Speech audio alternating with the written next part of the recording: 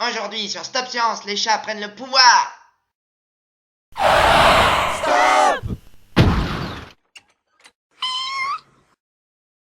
Bonjour et bienvenue pour ce Stop Science, aujourd'hui consacré à l'évolution de nos amis à quatre pattes, les chats. D'où viennent les chats? C'est bien connu, les chats aiment le lait. Donc, ils doivent venir de la Voie lactée. Mais c'est incroyable ça, 15 secondes de vidéo et t'es déjà en train de dire n'importe quoi. Les chats sont des mammifères de la famille des félidés, plus couramment appelés les félins. Les félins ont hérité de leur ancêtre commun la capacité de rétracter leurs griffes, ce que les autres mammifères ne savent pas faire. Cette famille serait apparue en Asie, il y a 11 millions d'années environ, et se serait très rapidement diversifiée et répandue à travers le monde. Les espèces fossiles de félins sont nombreuses, mais aucune n'égale en célébrité le mondialement réputé tigre à dents de sabre nord-américain, le smilodon. Sa popularité, le smilodon la doit à ses longues canines bien sûr, mais aussi aux comics, au cinéma et aux jeux vidéo. Mais des chatounets à dents de sabre, il y en avait aussi en France. Il s'agit de Machairodus, un très proche parent de Smilodon, et de Osmilus, qui n'appartient pas aux félins, mais à une autre famille de féliformes nommée les Nimravidae. Donc pour résumer, si Machairodus et Smilodon sont des félins, alors Eusmilus est un nimravin. Et non, t'es en forme toi aujourd'hui, hein? N'est-ce pas? Ouais, bon, bref, l'un et l'autre se ressemblent, mais ils ne sont pas proches parents. Ça veut donc dire que les dents de sabre sont apparues deux fois indépendamment par un phénomène qu'on appelle la convergence. Les dents de sabre sont même tellement convergentes qu'elles existent aussi chez d'autres animaux, comme certains marsupiaux carnassiers d'Amérique du Sud, dignement représentés par Thylacosmilus. Ah oui, on a du mal à envisager en voyant ce gros matou qu'il est en fait plus proche des gentils koalas ou des mignons petits kangourous que n'importe quel félin. Et si avoir des dents de sabre est aussi répandu, c'est que ça doit être bien pratique. Mais pourquoi, ça, c'est la grande question.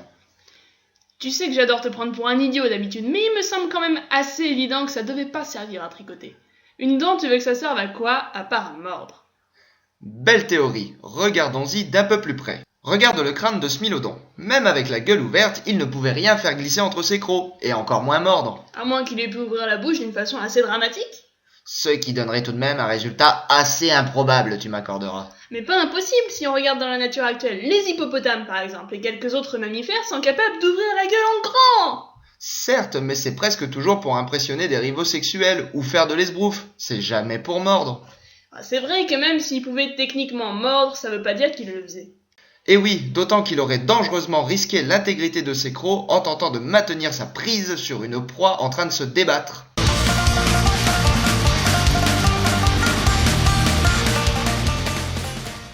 Et cela pose de vrais soucis pour les reconstitutions. Dans le reportage de la BBC sur la Terre des monstres disparus, la scène de mise à mort du gibier illustre bien le problème. Les smilodons s'y mettent à plusieurs pour tenir la proie afin que l'un d'entre eux puisse lui asséner le coup fatal sans risque pour ses gentils quenottes. Un comportement pour le moins inédit. Cette scène illustre aussi très bien le problème qu'il y a avec la morsure chez les dents de sabre, en ne l'illustrant pas justement. En effet, les réalisateurs ont visiblement préféré éluder la question de la morsure en choisissant de ne pas la montrer. National Geographic, quant à eux, ont choisi de mettre les pieds dans le plat et au moment de mordre, hop, les dents de Smilodon se redressent et font saillie en dehors de la bouche. On revoit cette très belle action au ralenti, très chers amis. Donc voilà, je n'ai aucune dent contre la théorie de l'arme terrible, mais elle a du plomb dans l'aile. Et qu'est-ce que tu proposes ?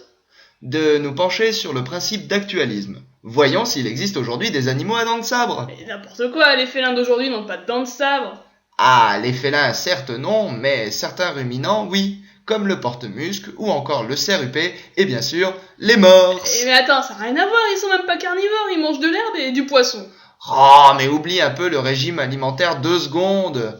Chez ces espèces-là, les mâles portent des canines hypertrophiées qui leur servent à se battre entre eux et aussi à séduire les femelles. Je vois pas comment ça pourrait séduire une femelle des canines de vampire de cette taille. Bah quoi, tu ne t'es jamais laissé séduire par un beau vampire ? Dis pas n'importe quoi et continue. Ce qu'il y a de séduisant pour une femelle, c'est que ses organes hypertrophiés et inutiles sont une sorte d'indicateur de santé. Un mâle qui parvient à se nourrir correctement et à survivre malgré cette tare doit être un chasseur hors pair, un tacticien de génie, un prédateur redoutable et respecté. Comment je l'ai dosé? Je suis un type de compète, C'est exactement comme en boîte de nuit. Quand un garçon danse toute la nuit comme un dieu, il semble être un bien meilleur coup que le geek du coin. Donc pour résumer, grandes dents égale gros potentiel pour l'avenir. Oui, tellement que des dents de sabre, il y en a eu partout. Chez les reptiles mammaliens par exemple, Chez le petit insectivore à dents de sabre Chronopio, et même chez des animaux qui n'étaient pas carnivores. voici Matatarium, qui devait vaguement ressembler à un rhinocéros. Toute ressemblance serait pure coïncidence. Et Oplitomerix, dont la forme du crâne assez terrifiante n'avait d'égal que sa docilité de petit ruminant. En fait, en y réfléchissant bien, les défenses d'éléphants, de sangliers et de narvals sont des dents modifiées qui ont évolué selon le même principe, même si elles ne sont pas tout à fait en dents de sabre. Mais c'est quoi le hic? Le hic, comment ça le hic? Il y a toujours un hic. Non mais il n'y a pas de hic là, il y a pas de hic. Si. Bon ben, le hic, c'est que si les dents de sabre servaient vraiment à la parade nuptiale, alors il n'y a que les mâles qui auraient dû en avoir, comme c'est le cas chez les petits ruminants actuels. Et je parie que chez les smilodons, les garçons et les filles étaient aussi bien pourvus de ce point de vue. Pour autant qu'on sache, je dois bien admettre que oui. Donc, retour à la case départ, la boucle est bouclée. Bon bah, faudrait voir à pas trop s'éloigner du sujet, hein. Oui, revenons à nos chatons. Comme nos amis les chats ont été domestiqués à partir d'une espèce sauvage. Le loup, Canis lupus pour les chiens, et le chat sauvage Felis sylvestris pour les chats. Par conséquent, votre chat, c'est un Félis, et votre chien... C'est un lupus. Contrairement à ce que l'on croit souvent, les chats n'ont pas été domestiqués en Égypte, car les plus anciennes traces archéologiques de chats n'y sont vieilles que de 3600 ans. Par contre, on a retrouvé des preuves archéologiques de la domestication des chats remontant à 9000 ans environ à Chypre et en Israël. Et on pense donc que les chats auraient été domestiqués dans cette région, là où d'ailleurs sont nées l'agriculture ainsi que les premières grandes agglomérations telles que Jéricho. Les chats auraient donc été domestiqués il y a 10 000 ans, en même temps que bon nombre d'animaux de basse-cour. Tandis que l'on a des indices de la domestication des chiens remontant à plus de 30 000 ans. Pourquoi une telle différence ? Est-ce que ce serait un complot des chiens contre les chats ? Non, je ne crois pas. Je crois que c'est tout simplement parce que les chats n'ont aucun intérêt. Hey ! Bah quoi, tu vas pas dire le contraire, les chats n'apportent aucun bénéfice évident au foyer qui les accueille. Ils ne font que pioncer et ils ne glandent rien de leur journée. Ils dépensent leur pognon au baby-foot, ils passent leur temps à fumer des pétards et à grimper au plafond. La question est dans ce cas, pourquoi les aurait-on domestiqués ? L'excuse des chats chassant les souris est bien mignonne, mais faut pas pousser. Les chiens sont pas plus maladroits que les chats pour chasser les souris. En plus, les chiens, ils aident à la chasse. Il a été montré que grâce à eux, les chasseurs bushmen sont capables de rapporter jusqu'à 80% de gibier en plus que quand ils chassent sans chien. La domestication du chien par Homo sapiens ne serait d'ailleurs pas tout à fait étrangère à l'avantage décisif qu'il a pris sur l'homme de Néandertal, qui lui n'avait pas d'animaux domestiques pour l'aider à chasser. Les chats, eux, n'ont fait qu'apporter de nouvelles maladies comme la très redoutée toxoplasmose et leurs fameuses allergies. Malgré ça, les chats ont su se faire accepter auprès de nous et se faire entretenir aux frais de la princesse. Non mais attends, je crois que j'ai compris, ça y est, tout est clair. En fait, ce sont les chats qui nous ont domestiqués. Tout s'explique. S'ils sont si mignons, si leur ronronnement nous attendrisse autant, mais c'est parce que c'est le meilleur moyen pour eux d'obtenir ce qu'ils veulent de nous. Sans leur ronron et leur charme félin, l'humanité se rendrait vite compte de la supercherie.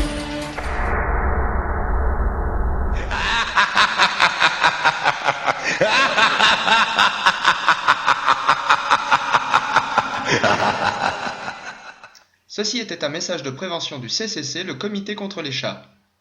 Bref, l'évolution des chats nous montre que la domestication n'est pas un phénomène à sens unique, mais bien une relation dont l'influence est réciproque entre l'homme et son compagnon. Les chats ne nous sont pas indispensables, mais on les aime bien quand même.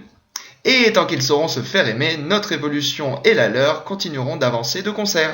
Pour en savoir plus sur ce sujet, nous vous conseillons les nombreux liens qui sont dans la description, et notamment les articles consacrés à la domestication sur le blog francophone Strange Stuff and Funky Things.